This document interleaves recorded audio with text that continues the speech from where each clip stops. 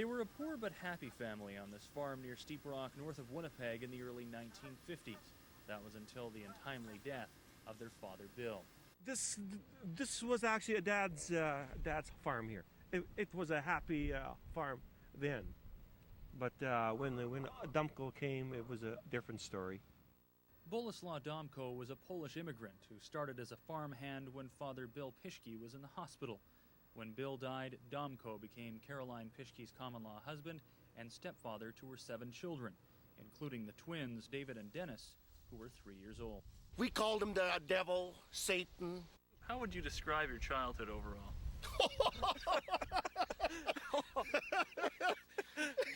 Oh, man.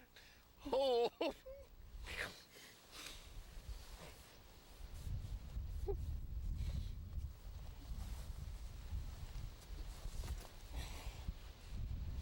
Well, I guess we...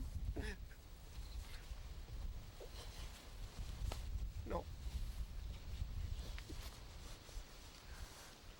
Well, what kind of childhood?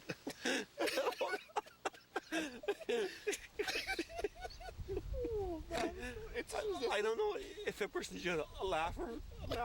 You know. Well, it was war. You know, it was war. Yeah. War. Yeah. That childhood was absolutely just a horror. Yeah, a horror that will stick to us guys for as long as we'll live. He was always after us. Always. There was no peace. There was not a day that there was ever peace here. There's always this. It was just like a war zone. Perhaps it was because he had faced war himself in a German labor camp, and the boys were of German heritage. But no one knows for certain why he hated the twins. But his unpredictable rage wasn't reserved strictly for them. His baby daughter Kathy became the focus one night. Kathy was fussing. We were sleeping. He came out of his bedroom. He had a doorway here. He came out and he grabbed this little girl. He could. He just flung. All I can remember was flinging this little ball, and she hit that wall on that side. She hit the wall right here, and then she landed right there. We were watching it right from the corner, a room, eh? Yeah. And blinded her, eh? Yeah. She had never cried. She never. No. It was just absolute nothing. Silence. Silence. Absolute silence. Just mama crying. Of course, Dennis was the one that was always got beat, eh? Yeah. Beaten, because Dennis would never run. I said, Dennis, you have to run. You're going to have to start running, Dennis. Don't freeze up, you have to run. So finally one day, Dennis, I don't know how I got it through Dennis' head, but he started running. He couldn't catch us. The more the boys ran, the angrier Domko became. Sometimes their mother Caroline tried to defend the twins, but was beaten as badly as they were when she intervened. Eventually, Domko broke her spirit and her will to rebel against his temper. Mom says, boys, I got a little favor for you to, do you think you boys, he's mad, run for him. He is mad, do you think that, maybe you guys shouldn't run from him? Yeah, because it's hard on him. Do you see? Yeah. It's, you know, if he has to chase us, you know, it's... Now, isn't that something for a mother to say that maybe we should not run? Yeah, that's right. We were just shocked. You know, maybe he wouldn't hit us as hard if we just stood there. They didn't stop running, but when they were unfortunate enough to be caught, Domko often made sure there would be no escape. He'd drag us around, he'd drag us through here, and he got her by the hair, like it was Rosie or Eunice or something, always by the hair. And he'd grab it, and we were just really small. And he'd lift us up again, and then he would drop you and drop us down into this hole. And that's where he used to keep us guys. Yeah, and right from morning until dark. I couldn't see him, and he couldn't see me because it was pitch black in the under there, and very cold. Very cold. It was very cold. We had nothing on. We had nothing. No, nothing. No, just an old rag. I don't know how we didn't die, but there was 2 of us. Yeah. We always went back to back. The heat from each other. Yeah, I think that's the only thing that kept us guys all going.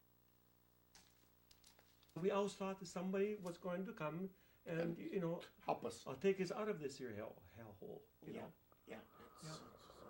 But it never came. Never, I never did. No. It was just like time served. Yeah. You know. Yeah. I mean, as a child, it was a crime being a child. You know. Yeah. This was the bedroom here. And There was never a moment when the twins felt safe in this house. They feared for their lives even when they slept. This used to have been our hiding spot. We used to crawl into there, but years ago, this was all boards right to the top. This was all boards. You just didn't find you guys in there? No, he could never figure out where we crawled in. All we needed was a space 8 inches. As long as we got our heads out, we were just rakish thin. Yeah. We used to hide milk. Yeah. In sealers like this here. This is probably it. Like, It, you know, yeah. We had it hidden all down all there. through here. Yeah. That's what we had. Yep. Eventually, the twins discovered one safe place where they could temporarily escape their tormentor, a nearby Lutheran church. We came over here because we knew Dumko would never come. Dumko was somehow, he was scared, he was afraid of churches or something. He would not come. He used to chase us up to the fence, and that's where he would stop. He had some fear about churches. He would. Once we got in here, we were safe. I think the old good Lord put her here. Put it right here when it was too cold. Yeah. Yeah. This is as far as a young child could get. Barefoot when it's in January. So you guys just grabbed whatever you could here? Yeah, grab it. And this was our Our blankets, yeah. covering, and That's this is right. where we used to lay, right underneath. Yeah, that's right. This was a luxury here. We forgot this one was luxury. Luxury. It had a mattress. Yeah. This barn revives some of the darkest memories for the twins. When they were 13, it was here Domko exacted one of his most severe punishments. Nothing was good enough for him. Nothing. Nothing. No, it was just. You know, he just wanted. He just wanted something to beat us. And Dennis and I, we were sent out this one morning to clean this lean-to out. My pitchfork broke, and I was standing with this pitchfork. I said, "Oh no, you know, that prong's broke. What are we gonna do?" And just then, boom, that door opened. He was standing there, and he did a kick like this, and he had army boots on, and he got me right in the side of my temple, and it just his boot went and is right down past my nose here, and he sliced my eye open here, and of course Dennis tried to get past him, and of course he swung and he got he got Dennis, and and I was laying, and he was just kicking Dennis. Dennis said, "I think he broke my legs." I said, "Well, can't you move me?" He said, "Yeah, but my back, my back, I got no feeling." I said, "Dennis, we got to get out of here. If he comes back, we are dead. He will kill us." I couldn't see, so I had to have Dennis. Dennis used to say, "Oh, a little bit to the other side. Oh, no, go the other side." And I'd carry him all the way down to the beaver dam. I carried Dennis, and I dropped Dennis off. There was a few oaks right here, and we just fell. So just like here, we sat on the back of it, and that was it. We just I give up. Dennis was crying, and I said, "Dennis, just leave me alone. I'm gone. I just wanted to go and die somewhere." Saying, all of a sudden, I heard this voice. I don't know. Either I was daydreaming or something, or Whose voice was it? oh, definitely Had's voice. Oh, definitely it was. It sounded like a real trumpet, and he said, "You know, Tush, be strong, eh? Don't give up. Look after him, Dennis. I'll always be with you." This was just one of many times the boys cried at this lake in pain and in frustration at the hand life had dealt them. We always said, wonder why the water was so deep years ago. We always said, and people even said too, that it was Pischke's tears. But while neighbors nearby may have noticed those tears, they were hesitant to offer much help. and when the police attempted to intervene, Caroline wouldn't press charges. So one February night, when Domko was stalking them with a shotgun, the boys felt they had no choice but to seek refuge on the other side of the lake. So this is where we started out, going down to Cook's. This was February. Looking straight southeast, I seen a light. I seen a light out there. And I said, Dennis, we're going to hit for that light.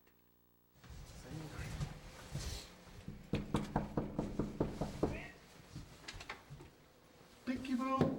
Hello. Hello. Hello, Leon. We kind of hate to borrow the time. Thanks for letting us guys interview. Yeah. That's our savior. Yeah. And here's Leon. You're always welcome anytime. Well, we were shocked, really. At that time, young kids in a storm like that, we were shocked. We said, you're not going further, you're staying here with us because we knew them. They were half frozen. They had no mitts on. No, And that was I think that was our closest to a death. that was that. And if it wasn't night. for these people here, these we'd be gone. Like, why do you think that nobody stepped in, really? Why did it? Everybody, as far as I know, was scared. Not that they didn't really care, but I think they were scared. As I say, I was scared of him myself. Oh. How long did they stay with you? I think almost 2 weeks. Was it 10 days or 2 weeks? And then they came and picked them up. And then they weren't sure. They didn't want to come out. They were under the bed. They didn't want to come out from underneath the bed. That's for sure. We go from hell to heaven, and then all of a sudden back to hell again.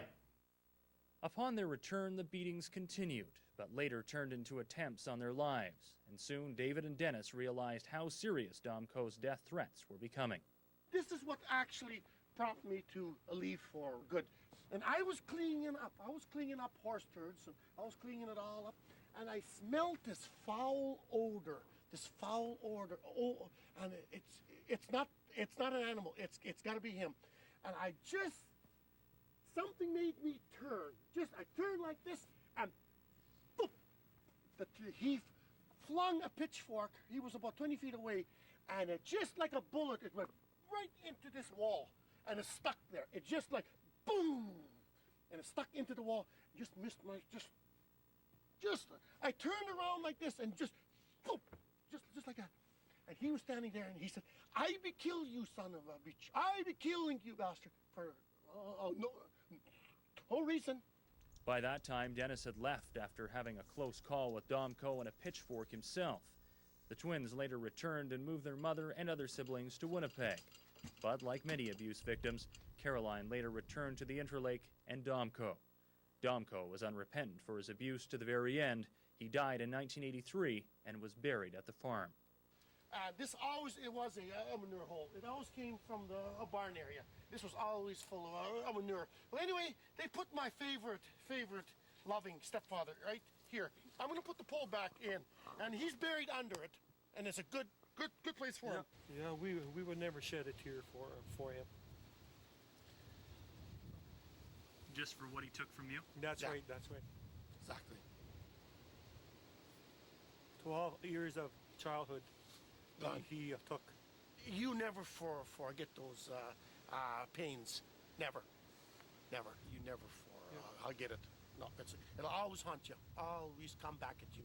There's every during our life, every day there's always something that there isn't a tear. Like, well, a little kid gets killed. Like the father shook it to death. Every day, you live with this horror. Brings our childhood back. Brings our childhood That's right, back. That's right. This is why one day I'd like if we could, we'll try and stop it somehow. Yeah, definitely will. Yeah.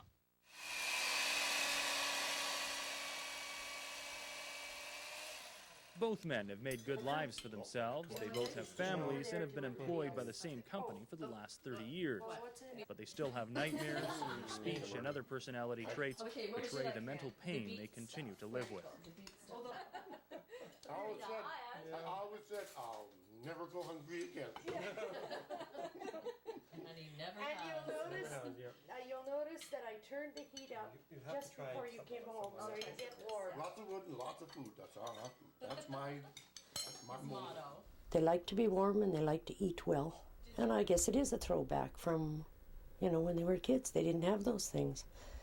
It's important to have them now. I think a lot of people may look at David and Dennis and kind of wonder how they ever managed to escape that same pattern of violence. Mm-hmm. How They do you broke think the they did circle. The circle didn't continue. They broke the circle. They just decided that that was not what they wanted out of their lives. They wanted good lives. And that's what they've gone for, and they've accomplished it. Well, next time when you come up, stop in by. The twins are now trying to turn what they went through into something positive. David and Dennis regularly join author Karen Emelson at book signings to talk to people who want to know more about their story. They say talking to interested readers is therapeutic for them, and they feel their discussions and the book help get out an important message.